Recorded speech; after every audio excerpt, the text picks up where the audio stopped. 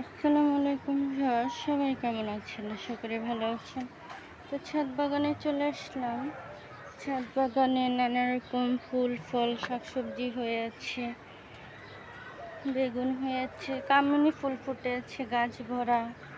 নানা রকম ফুল ফল শাকসবজি, বরবটি হয়েছে সুন্দর মাশাআল্লাহ, যে বেগুন হয়েছে।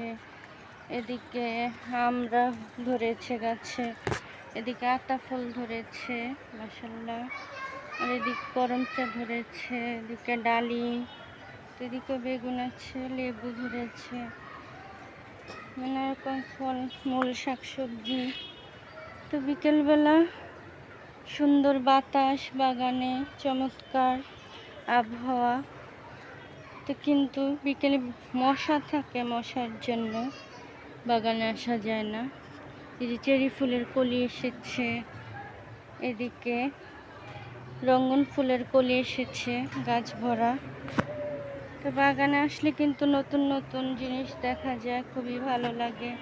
যে রেন লিলি ফুটবে, যে শাকসবজি, পুঁই শাক, আলুর শাক, কচু শাক। তো এদিকে বীজ বসিয়েছি, এদিকে নানা রকম গাছ। মুরগি নেই, কবুতর অনেক ছিল ছাদ ভরা একদম, তো এখন আর নেই, কিছু চুরিও হয়ে গেছে। তো এই দিকেও নানা রকম গাছ, শাকসবজি, গাছপালা, বরবটি, ধুন্দুল, নানা রকম শাকসবজি। এদিকে শাকসবজি আছে। তো ছাদ বাগান থেকে কিন্তু 12 মাসই সব ধরনের ফুল ফল শাকসবজি পাওয়া যায়।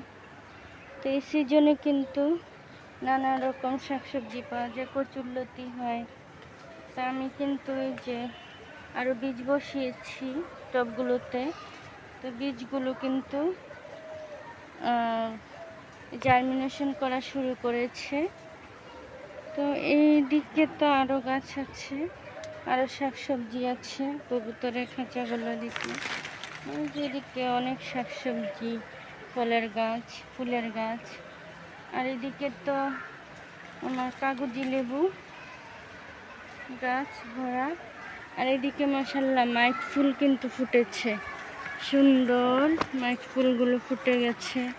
আমি তো খেয়ালই করি নাই, গাছটাকে সরাবো করে আসলে সরানো হয় নাই। চমৎকার লাগছে। তো এই যে বাগানে আসলে কিন্তু নতুন নতুন জিনিস দেখা যায়। এই যে এটা কি গাছ আমি জানি না, আবার সুন্দর কিন্তু লাল কালার হয়েছে।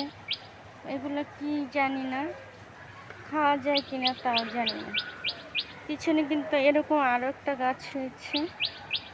তো কেউ যদি জেনে থাকেন কমেন্ট করে জানাবেন এটা কি আসলে। তো এদিকেও কিন্তু ধুন্দুল গাছও বেয়েছে, যে মাধবী পেয়ারা, এদিকে থাই পেয়ারা। পেয়ারা ধরার সময় হচ্ছে। আর একটা গাছ তো আমার আধমরা হয়ে গেছে, সেদিকে লাগিয়ে দিয়েছি।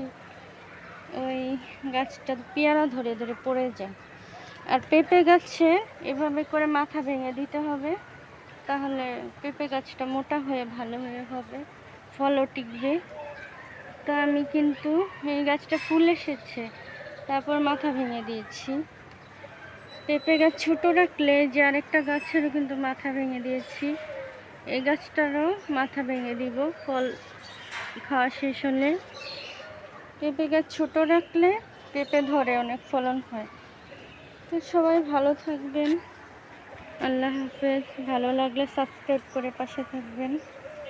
আসসালামু আলাইকুম।